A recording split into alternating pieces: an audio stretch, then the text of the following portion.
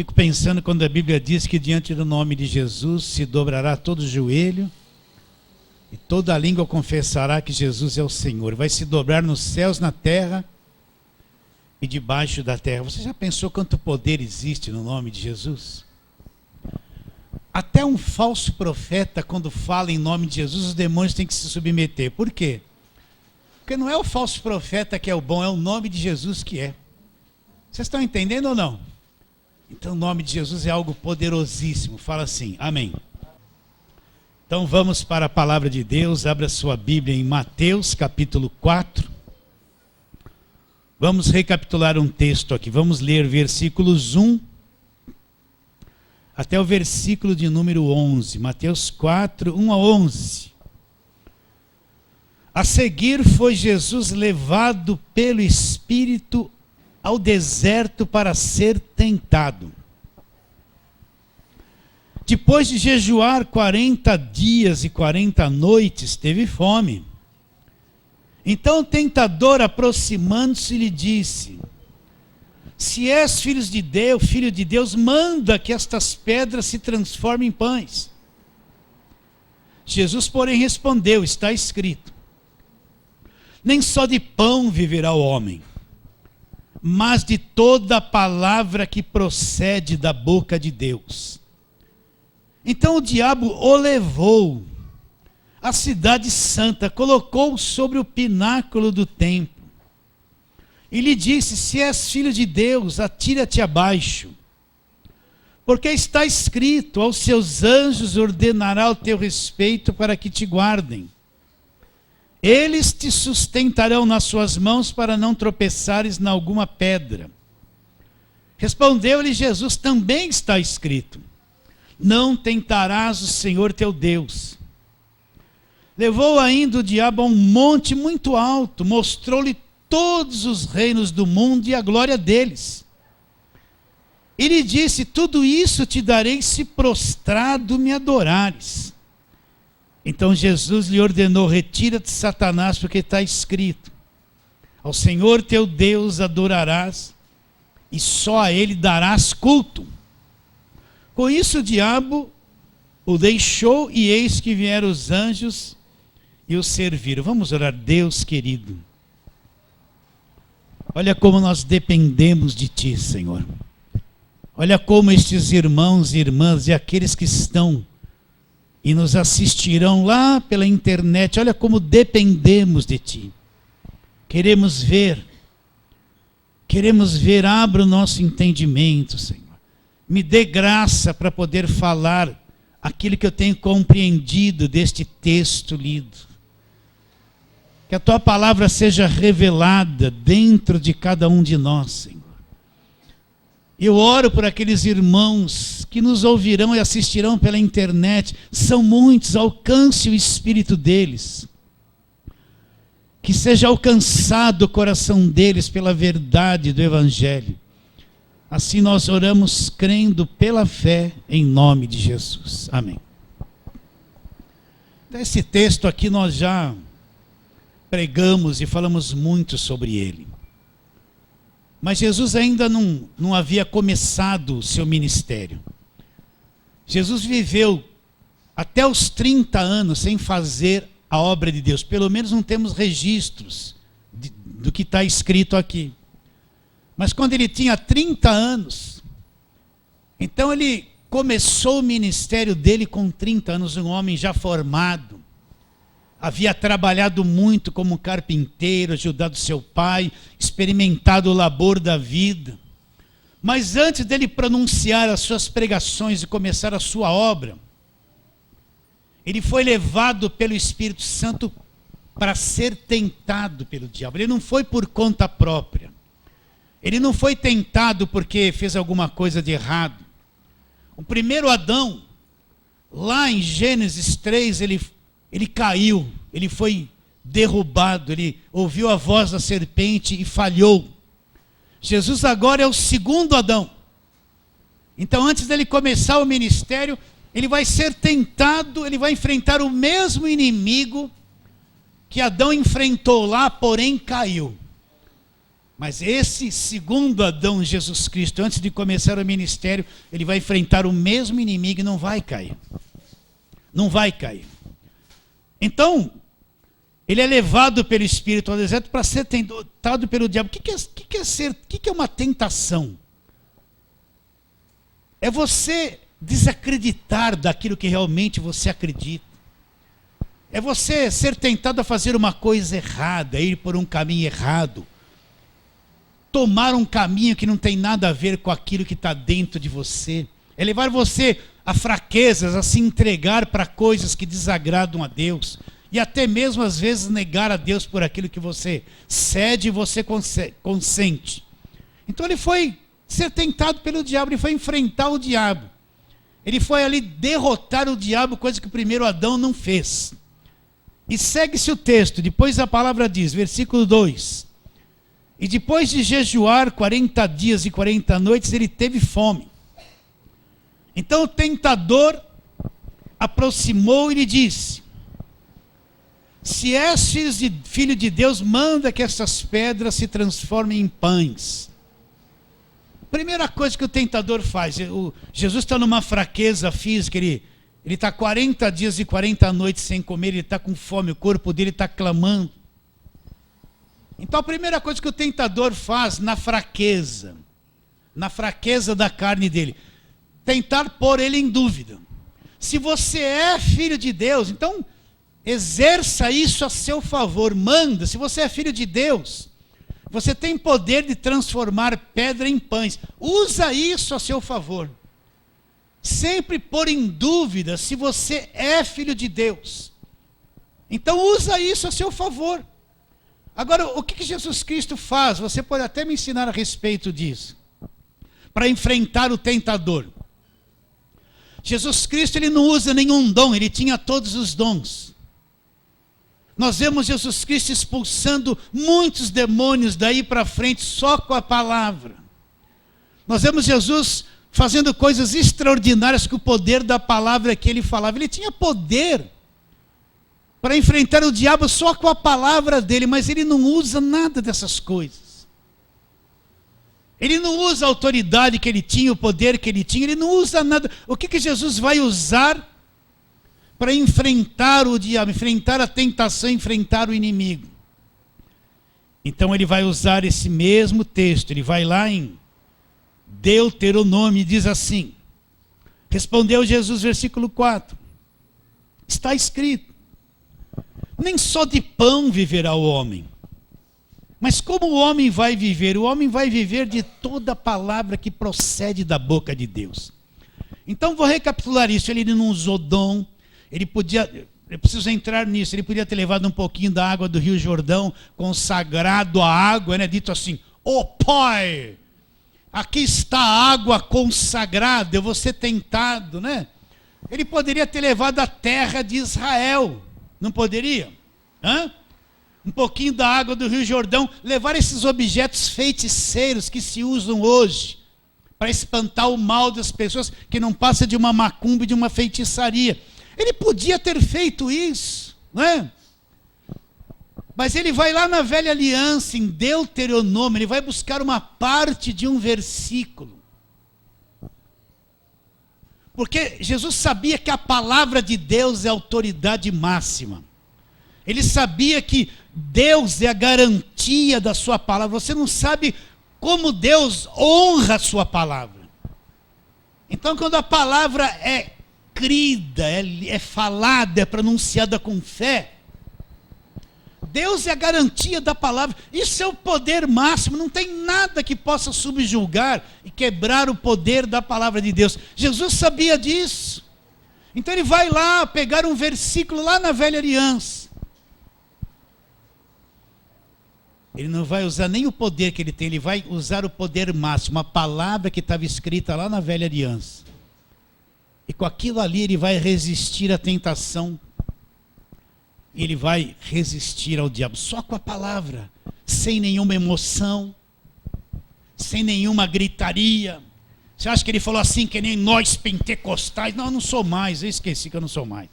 Em nome de Jesus, você acha que ele gritou, deu uma rajada, né, de língua, Né? Você acha que ele fez isso? Gritou, bateu, esperneou, não fez nada disso. Quem conhece o poder da palavra não precisa nada dessas coisas. Se você chegar para um diabo, se você um dia for orar por alguém e manifestar um demônio, você não precisa nem se arrepiar, nem gritar. Se você chegar assim no ouvidinho dele e falar assim, sai. Ninguém nem precisa ver. E ele sabe que você conhece o poder que tem no nome de Jesus. Ele vai sair sem estardalhaço, sem gritaria, sem show. Você entende isso ou não? E a igreja que crê nisso, quando vem o endemoniado, o diabo já fica lá fora. Porque não tem poder para permanecer num ambiente de quem vive na verdadeira fé no Evangelho. Você acredita nisso ou não? Né? Agora a igreja que não crê, o diabo deita e rola, toda hora está gritando, atrapalhando, e são sempre as mesmas pessoas. Então qual poder Jesus usou? O poder da Escritura. Então essa é a minha preocupação. Por quê? Porque o único meio de vencer, de resistir a tudo, o único recurso e poder que a gente tem é o conhecimento da Escritura. É o recurso que a Escritura me traz. É o depósito que eu tenho da Escritura dentro do meu coração. Como eu vou enfrentar as coisas se eu não conheço nada da palavra de Deus? De vez em quando muitos irmãos entram em contato pelo WhatsApp, pela internet, e as perguntas que eles fazem, as coisas que eles falam, eles revelam o medo que eles estão sentindo por falta de conhecimento da verdade do Evangelho. Falta de conhecimento da palavra de Deus. E se Jesus não conhecesse Deuteronômio? Que recurso ele teria ali? Jesus era alguém que conhecia e conhecia bem a velha aliança. Então uma pessoa sem conhecimento da palavra é que nem um carro sem combustível. Você pode estar com um carrão lá 2.0, 2.4. Bateria tudo bem, mas sem combustível você não vai pegar aquilo, não tem potencial, só se você empurrá-lo na descida. É a mesma coisa um crente que vai na igreja, que não aprendeu, não tem a formação da palavra no coração, não tem combustível, não tem recursos.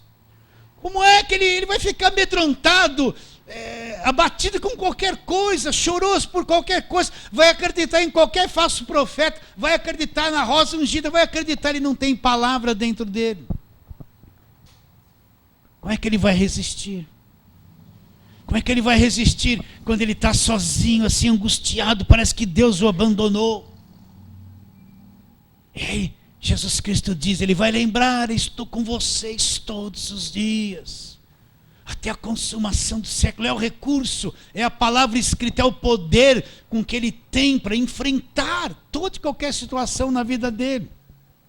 Deixa aí Mateus, a gente já volta. Vamos para João capítulo 8. Versículos que a gente fala e lê constantemente aqui. João 8.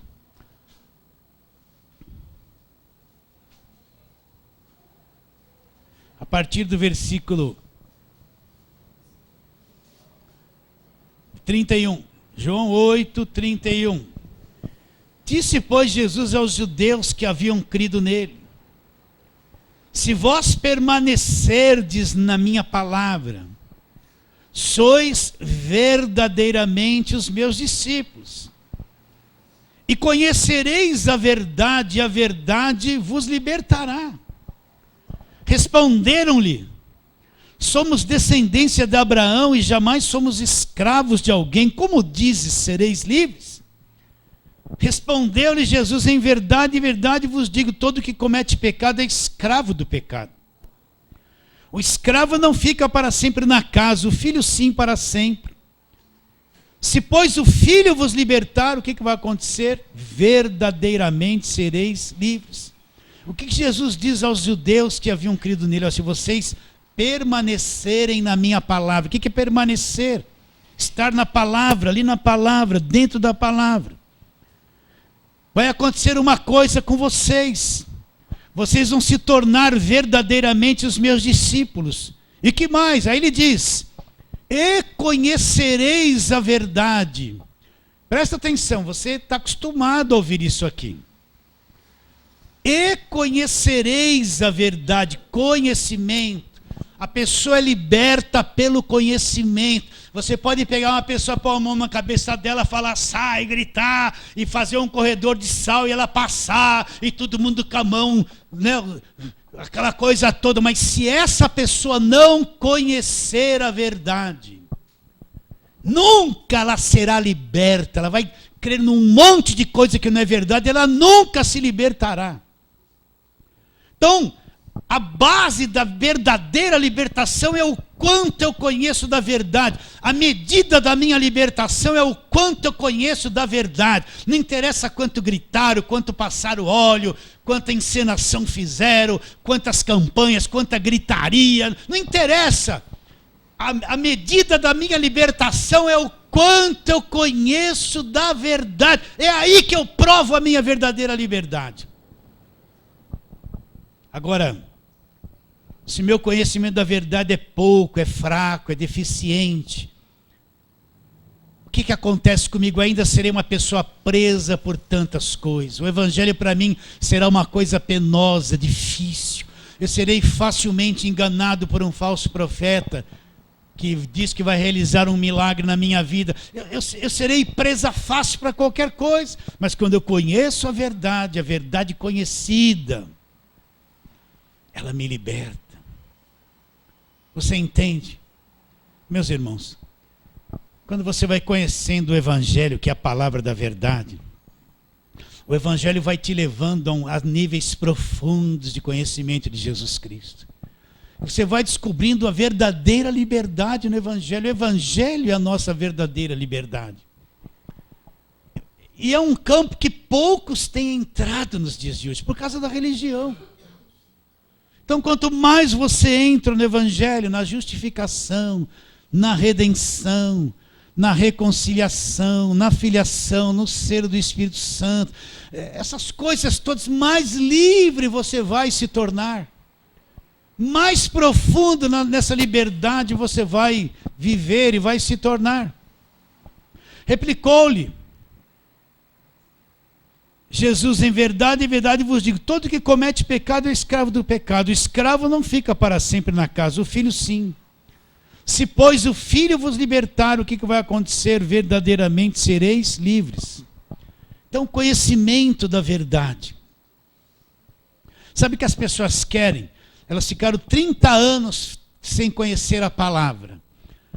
Aí elas querem ir numa igreja que promete assim, ó, vem aqui que eu vou pôr as mãos sobre você, sua vida vai mudar para sempre. Não vai.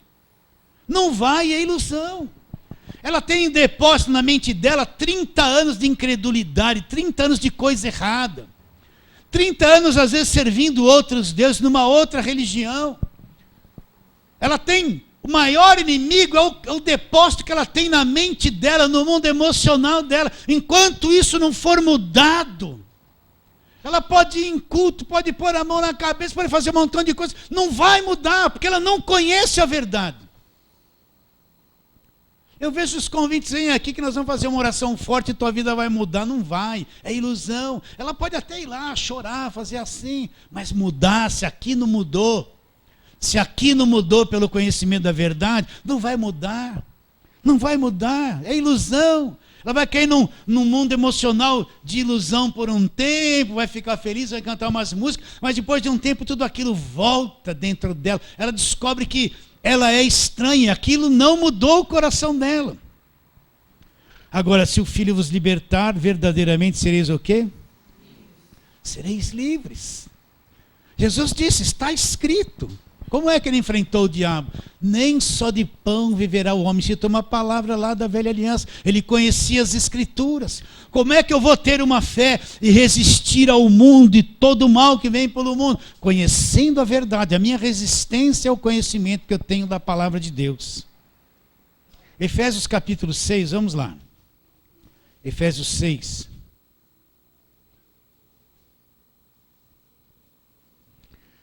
Naquele texto da nossa luta, não é contra sangue e carne.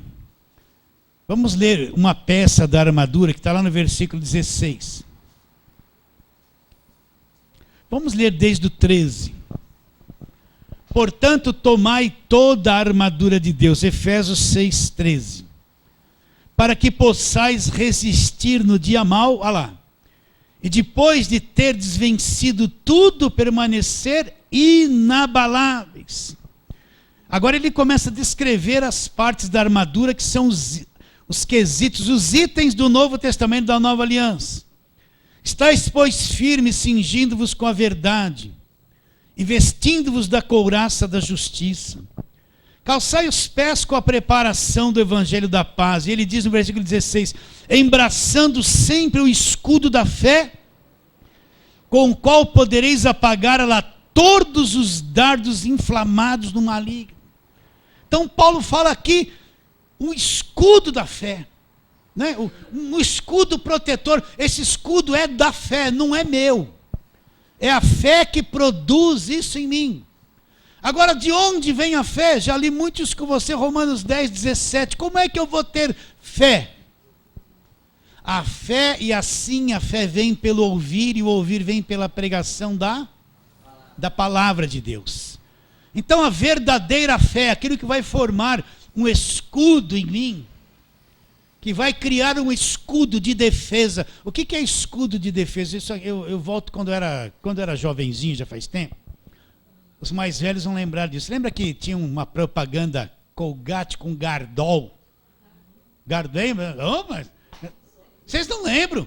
Apareceu o dentista lá, com aquele avental branco fazendo a propaganda.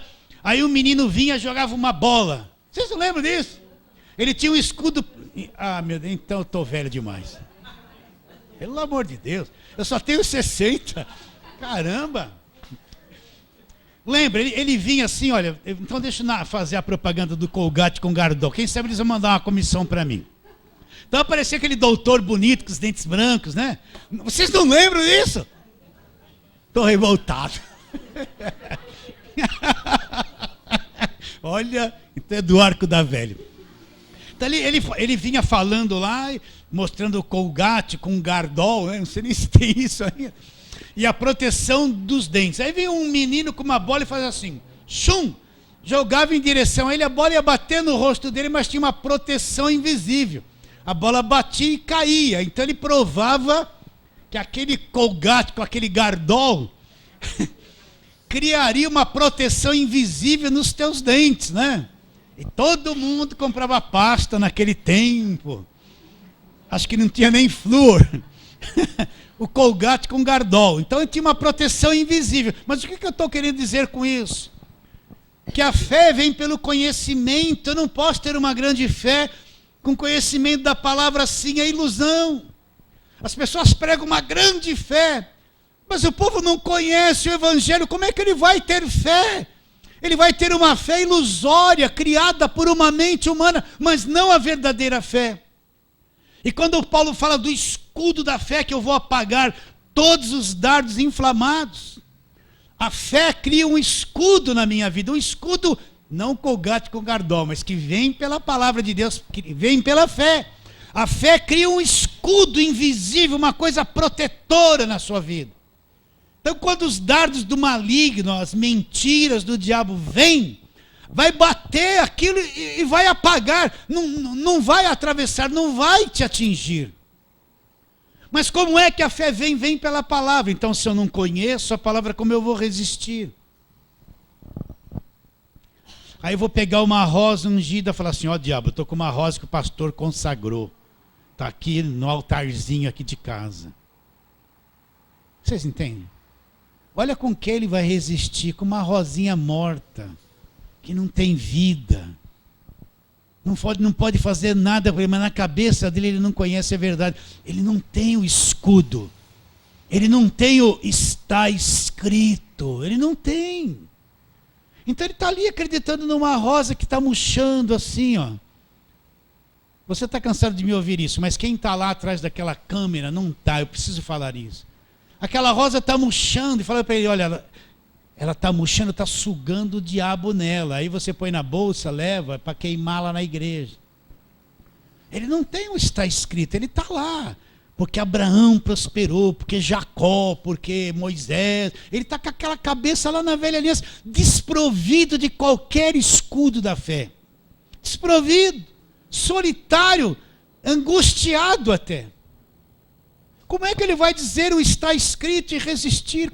Ele não tem nenhum escudo que guarda a vida dele, que vem pelo conhecimento da verdade da palavra de Deus. Não tem. Ele não tem. Como Jesus disse para o diabo que queria pôr em dúvida se ele era filho de Deus. Está escrito.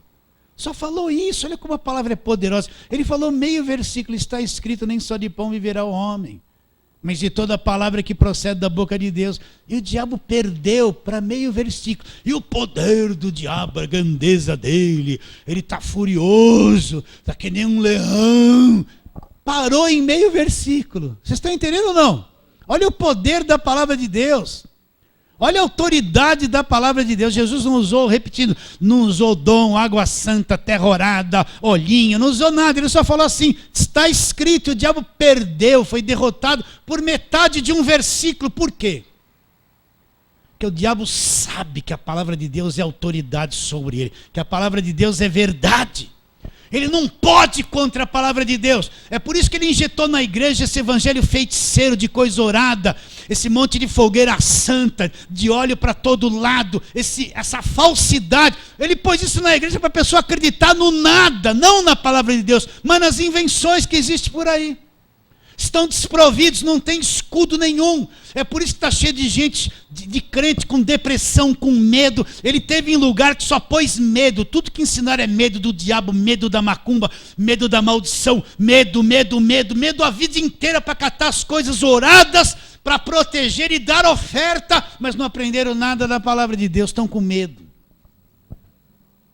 O escudo da fé, com o qual podereis apagar o quê? Todos os dardos inflamados do maligno. O que eram os dardos naquele tempo? Vinha aquele povo guerrear, trazia muitas lanças com as pontas acesas em chamas.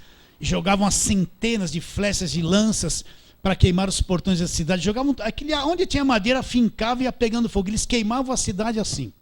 O que é o dardo inflamado do maligno? Ele vem com uma mentira, né? Olha, Jesus te deixou, ele não está com você. Então aquele pastor da maldição, você está debaixo de maldição. Você leu lá Malaquias, vós me roubais, em que te roubamos, nos dízimos e nas ofertas, com maldição sois amaldiçoados. Meus irmãos, se você não é um dizimista e ofertante, está amaldiçoado. A pessoa não conhece a palavra. Olha o dardo inflamado, eu estou amaldiçoado, eu não tenho dinheiro, eu não dei o dízimo, eu comprei remédio para minha vovozinha. Aí ele absorve a maldição, olha o dardo inflamado. Vocês estão entendendo ou não? Quanta gente Deus alcança através dessa palavra, milhares lá pela internet. Quanta gente está se sentindo debaixo de maldição, com medo, derrotado, fracassado, por causa desses dardos inflamados da mentira. Mas quem conhece a palavra, vem um dardo desse, ele está lá com o escudo, bateu, caiu. O colgate com gardol, caiu lá no chão. Vocês entendem isso ou não? Hã? Ele não tem medo da maldição, ele sabe que toda maldição acabou na cruz. Gálatas 3,13 que está escrito que ele se fez mal, Cristo nos resgatou da maldição da lei, fazendo-se ele próprio maldição em nosso lugar. Ele conhece que Jesus se tornou maldito e me resgatou da maldição da lei. Não tem maldição que me pegue. Mas se ele não conhece a palavra, o dado inflamado vem e começa a queimar as emoções dele, a cabeça dele, os sentimentos dele, ele vai ficando aqui, não tem o escudo da fé. Não conhece, como é que ele vai dizer, está escrito, não é firme, porque ele não conhece. Entende isso ou não? Só mais um texto, depois para a gente discorrer lá no texto principal. Vamos lá para Timóteo. O que isso causa? Você já sabe que eu vou falar sobre a inconstância, né? Capítulo 4, Timóteo fala justamente sobre isso. Aliás, Timóteo não, desculpe, é Tiago. Perdão, Tiago, capítulo 4.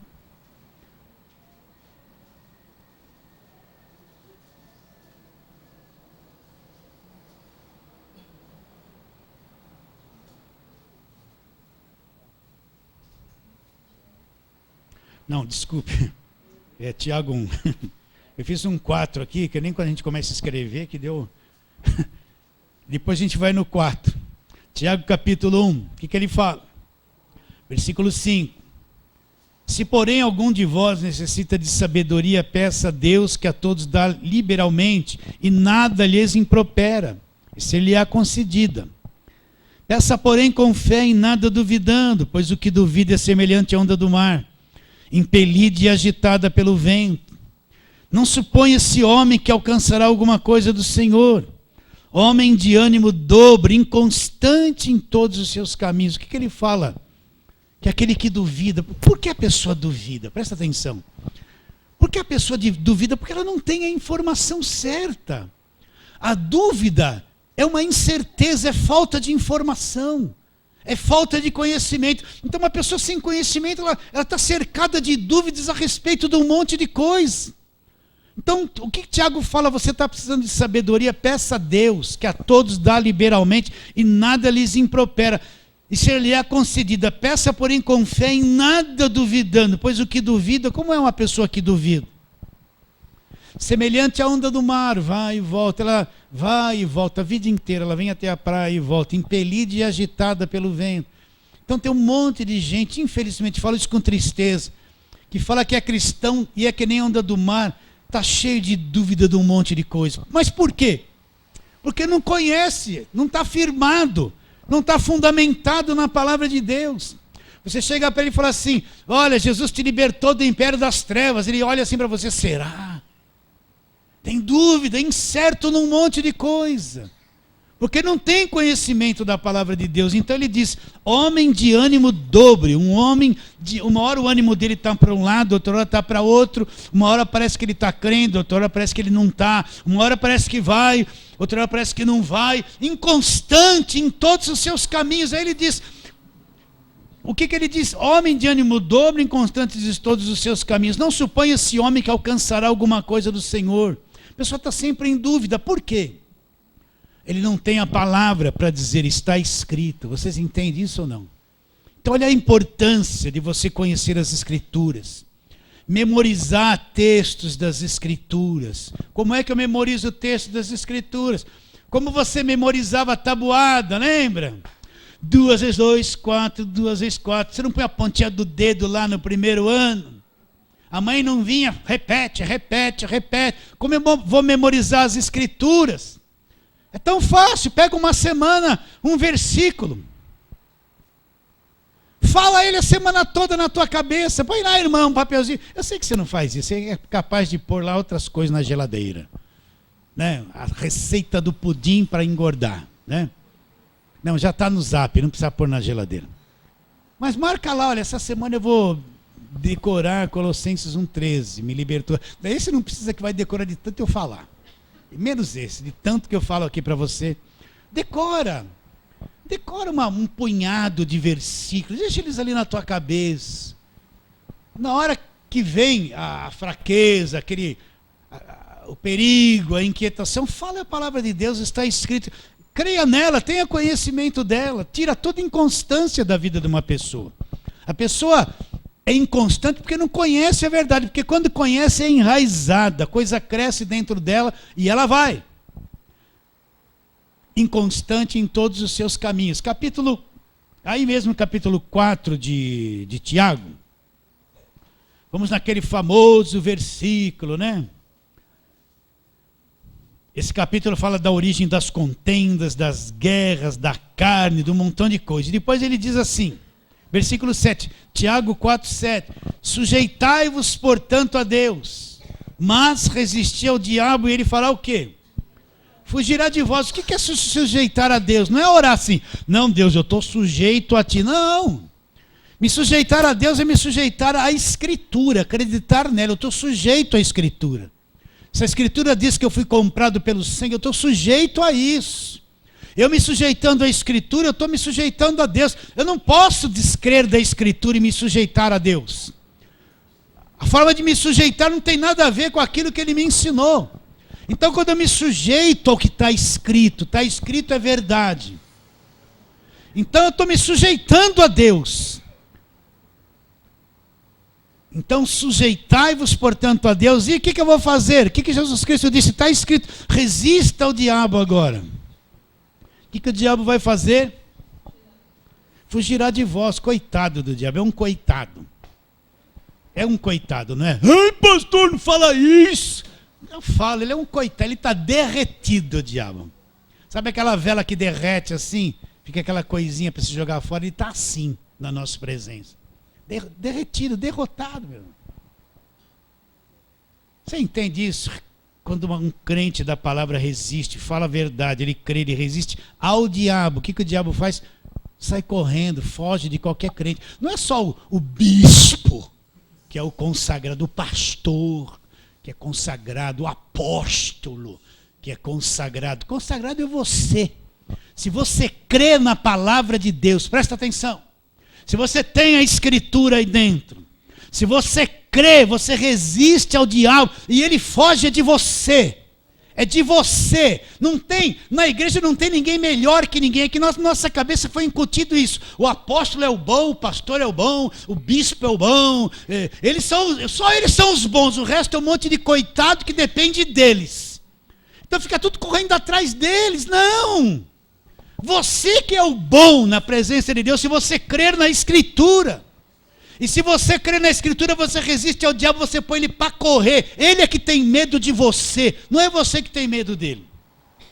Agora tem um monte de pregação que põe todo mundo com medo do demônio, medo do demônio. Aí o demônio manifesta, faz a entrevista com o demônio. O que você está fazendo, demônio? Ah, eu estou segurando todo mundo para não pegar envelope. O que você vai fazer na vida dele se não segurar envelope? Ah, eu vou arrasar a vida financeira deles. Todo mundo vem, envelope, envelope.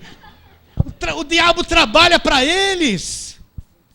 Você já viu isso? Entrevista com o diabo fala tudo que eles querem que fala. Estou desconfiado disso aí. Você que põe o diabo para correr, você não sabe o poder que Deus te deu nas Escrituras, você não conhece isso. Um crente falando a palavra com fé, a Escritura com fé, com coragem, acreditando, ele põe o diabo e todos os demônios para correr, sem medo de nada, ele põe. Você tem que descobrir isso, é isso que Jesus Cristo ensinou, é isso que está no Evangelho para cada um de nós acreditar. Mas se eu não conheço, estou sujeito a um monte de coisa errada, ficar escravizado. Vamos voltar lá no texto, vamos lá. Mateus capítulo de número 4, vamos lá, vamos continuar. Jesus foi ao deserto ser tentado pelo diabo, versículo 2. E depois de jejuar 40 dias e 40 noites, teve fome. Então o tentador aproximando-se, a tentação foi espírito, alma e corpo. Nós vamos ver isso aqui. Aqui no corpo, o pão que alimenta o corpo. Então o tentador aproximando-se disse, se és filho de Deus, primeira coisa, pôr em dúvida de quem você é. Sabe quem você é? Você é um filho de Deus, comprado pelo sangue de Jesus, justificado, perdoado, cheio do Espírito Santo, entende isso? Redimido, você é tudo isso, você é tudo isso. Você não é um fraco coitado que o diabo manda e tem que ficar misericórdia, misericórdia. Você não é, a Bíblia diz que você é filho comprado pelo sangue, justificado, selado com o Espírito Santo, redimido, reconciliado, herdeiro de Deus. É isso que a Nova Aliança diz que você é. E é o que você é. Agora o diabo quer pôr em dó, você foi liberto mesmo, olha aí, você está triste. Ah, você foi liberto mesmo? Aí está gripado, olha o demônio da gripe. Está vendo? Oh, você está com dor de barriga, tá? É um demônio que ataca a barriga. Tudo é demônio.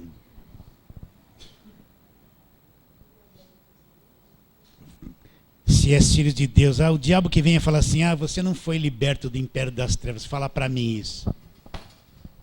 Ele que venha. Vocês estão entendendo ou não? Você está fraco. Estou fraco, coisa. Não sou galinha de Angola, né? Estou fraco, está fraco. Não. Estou fraco, coisa nenhuma. Quando eu estou mais fraco, o que a Bíblia diz? Então é que eu sou forte. Aí é que eu sou forte. Quando a carne não resta mais para nada, mas lá no Espírito eu tinha uma força de Deus. Força de Deus está em nós. Essa que é a verdade do Evangelho. Então, olha lá, se é filho de Deus, se você é filho, por em dúvida, não tenha dúvida que você foi comprado pelo sangue, não tenha dúvida que você é selado com o Espírito, não tenha dúvida que Jesus te libertou, te transportou, te redimiu. É isso que nós somos, é isso que é. Essa é a verdade. Se é filho de Deus, manda que essa pedra se transforme em pão. E o que Jesus responde? Está escrito: nem só de pão viverá o homem vai viver do quê? De toda palavra que procede da boca de Deus. Como que Jesus enfrentou o diabo? De novo, só falou a Escritura. E a Escritura, ele não gritou, não bateu o pé no chão, não esmurrou o púlpito, não deu uma rajada de línguas, não passou óleo na cabeça, não jogou água do Rio Jordão, não fez nada disso. Ele falou metade de um versículo. E o versículo tão poderoso que é a palavra de Deus venceu o diabo, só o versículo. Continuando. Versículo 5. Então o diabo levou a cidade santa, colocou-o sobre o pináculo do templo. Como é isso? Jesus foi levado, ele estava no deserto. O diabo levou ele lá na cidade santa, pôs ele lá na torre, no pináculo do templo. Está escrito que o diabo fez isso. Não sei se foi transportado. Acho que de camelo não foi. De repente Jesus está lá no pináculo do templo. Não foi uma visão que ele teve. Eu assisti um filme uma vez que ele teve uma visão que estava lá, mas não estava. Não, isso foi literal. Ele foi posto lá, no pináculo do templo. Falou: olha, o que o diabo disse para ele? O diabo vem com a palavra agora. Presta atenção. Então o diabo levou a cidade santa, colocou sobre o pináculo do templo e lhe disse: a tentação na alma agora. Primeiro foi no corpo, necessidade do corpo. Agora na alma, nas emoções, no caráter. Se és filho de Deus, atira-te abaixo, porque está escrito: aos seus anjos ordenará o teu respeito para que te guardem. Eles te sustentarão nas suas mãos para não tropeçares em alguma pedra. O diabo manda Jesus se suicidar. Pula daí para baixo. Aí ele vem com o Salmo 91. O diabo usa o Salmo 91. Olha aqui, ó. O que ele citou do Salmo 91, versículo 11 e versículo 12? Atira-te para baixo, porque está escrito: aos teus anjos ordenará teu respeito para que te guardem.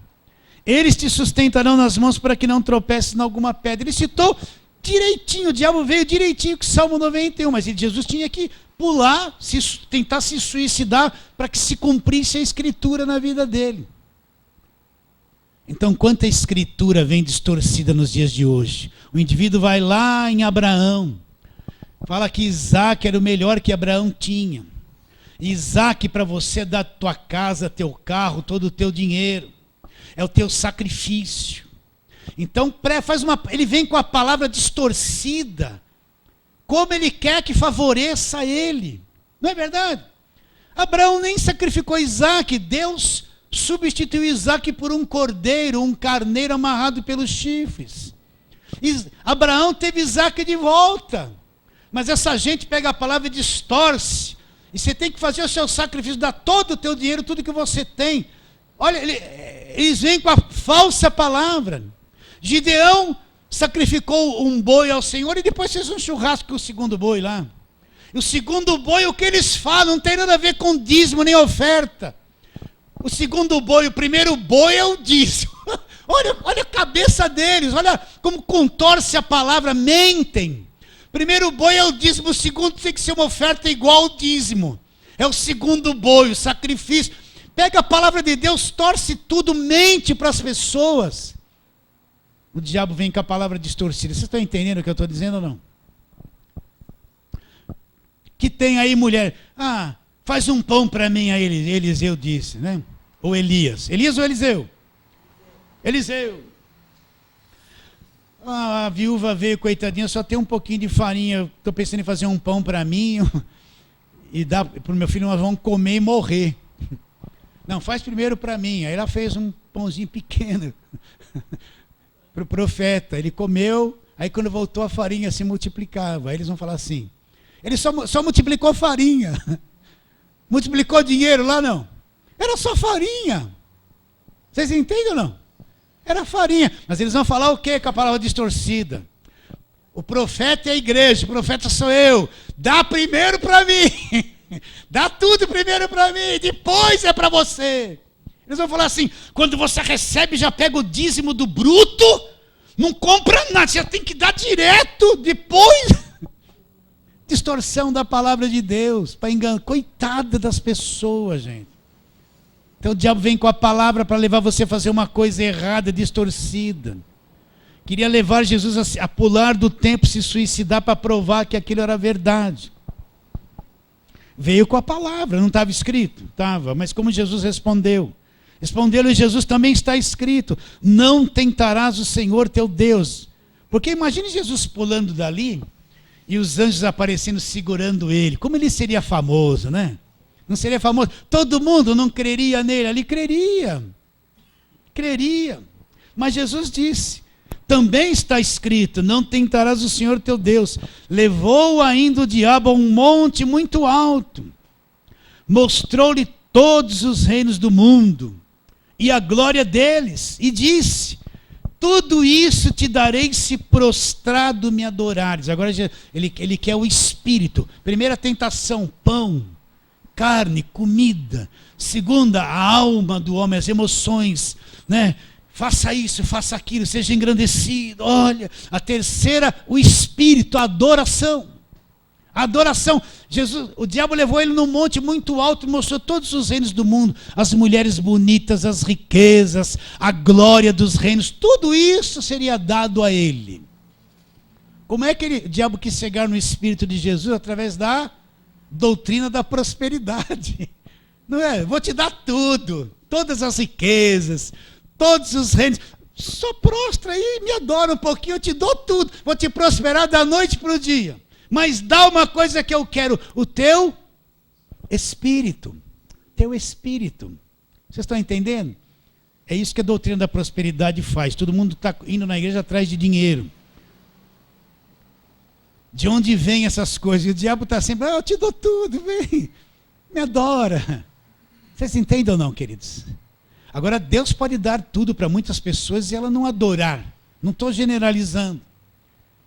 Mas é a distorção da palavra de Deus. E levou o diabo a um monte muito alto, mostrou todos os reinos do mundo e a glória deles. E disse, tudo isso te darei se prostrado me adorares. Como Jesus responde a ele? Retira-te, Satanás, porque está escrito, Deuteronômio 6,13, ao Senhor teu Deus adorarás.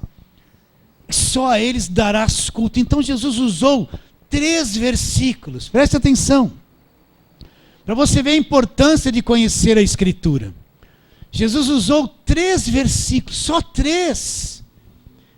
Só 3, e uns não foram inteiros. E com 3 versículos, o diabo foi derrotado. Foi derrotado. Foi derrotado? Foi derrotado. Sem estardalhaço, sem gritaria, sem bagunça. O que mais o diabo, sabe o que mais o diabo teme? É um crente verdadeiro, enraizado nas Escrituras, que conhece a nova aliança, que conhece as Escrituras. O que mais o diabo teme é um crente, pode ser jovem, velho, o que for, que conhece as Escrituras, crê nas Escrituras e se agarra a elas na palavra da verdade que é o Evangelho. Por quê? Porque essa pessoa, o diabo não tem poder sobre ela. Quando ele vem com a mentira dele, ela vai resistir com a verdade, ela conhece a verdade. Você pode ver que tanta gente que vivia em guerra, se achava endemoniado, vivia em depressão, depois que entendeu o Evangelho, acabou tudo isso.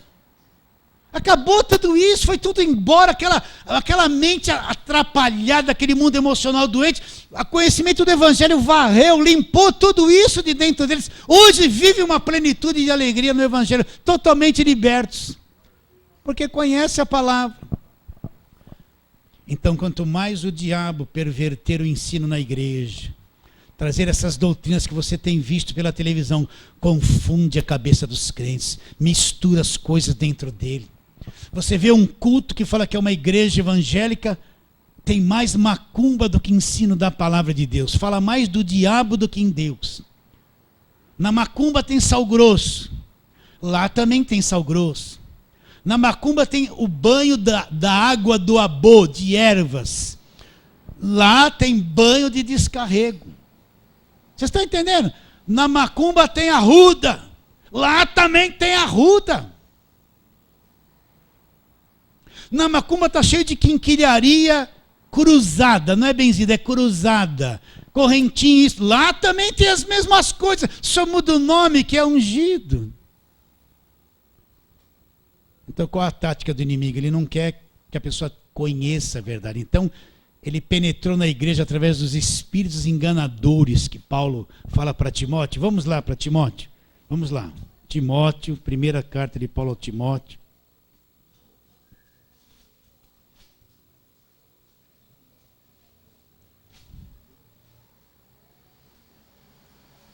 Capítulo de número 4. Primeira carta de Paulo ao Timóteo, capítulo de número 4. Ele fala sobre o tempo do fim, esse tempo que nós estamos vivendo agora. Ora, versículo 1, o Espírito afirma expressamente que nos últimos tempos alguns se apostatarão da fé. Por que o que é um apóstata da fé? Ele começou no caminho certinho, tudo direitinho, mas depois ele foi sendo levado por outras coisas, ele foi crescendo, começou a ter mais recursos, e para não perder aquilo que tinha, teve que deixar entrar na igreja um monte de coisas para sustentar o seu ganho, a sua empresa. Quando ele menos percebeu, ele deixou entrar tanta coisa na igreja, que são os espíritos enganadores, invadiram tudo aquilo, aquilo vive no engano, ele se desviou da verdade. Por isso que todo pastor tem que lutar pela verdade, nem que ele fique sozinho. Fale a verdade, é melhor falar a verdade do que ter uma igreja de 1000 membros toda enrolada, atrapalhada por espíritos enganadores. Então ele diz, ora, o Espírito afirma expressamente que nos últimos dias alguns apostatarão da fé. Por quê? Olha lá, por obedecerem a espíritos enganadores, olha lá, e a ensinos de demônios. Outra tradução fala doutrina de demônios. Então, o que é um espírito enganador? É um espírito que age para desvirtuar o crente da verdade. É coisa sutil. É um meio versículo aqui, meia mentirinha ali. É uma coisa sorrateira, sutil, que vai entrando. Se o pastor não tomar cuidado, não vigiar, olhar para a palavra, segurar a igreja na verdade, a igreja vai sendo levada pelos modismos. Né? Aquele a televisão faz, eu vou fazer. Aquele Deus grosso, eu vou dar. E vai, aquela imita, daqui a pouco está tudo contaminado. A verdadeira doutrina da graça de Deus não existe mais. A cruz não liberta mais ninguém. Quem liberta é a proposta que eles fazem. São espíritos enganadores. Às vezes o espírito enganador está assim, ó. O pastor está lá, demônio, em nome de Jesus, sai! Saiu. Todo mundo... Ele não sabe que o espírito enganador está na mente dele. Aí depois que ele expulsou o demônio, recebeu aquela glória, toda a igreja ficou olhando para ele assim, esse homem é um homem de Deus. Né? Vocês entendem ou não? Aí depois ele vem lá com uma rosa. Olha o espírito enganador. Meus irmãos, é a campanha da rosa ungida libertadora. Você está vendo o espírito enganador? Ele está anulando a cruz, escondendo Jesus. E está promovendo uma rosa. O espírito enganador está na cabeça dele, não se incorpora, mexe na mente dele. Ele vai fazer o culto da rosa da libertação. Olha o espírito enganador nele, ele não sabe disso. Mas está na mente dele, desviou ele da verdade. Ele não prega a cruz, não prega Jesus, prega a rosa. Vou ler só mais uma vez para nós terminarmos. Ora, o Espírito expressamente afirma que nos últimos tempos alguns se apostatarão da fé por obedecerem a espíritos enganadores e ensinamentos de demônios. E o que mais você vê? Se você tem uma visão do evangelho hoje, você vai ter uma segunda visão desses espíritos enganadores que estão assolando a igreja no Brasil e no mundo, com as mentiras o tempo todo. Volta lá em Mateus 4, para nós terminarmos, onde começamos.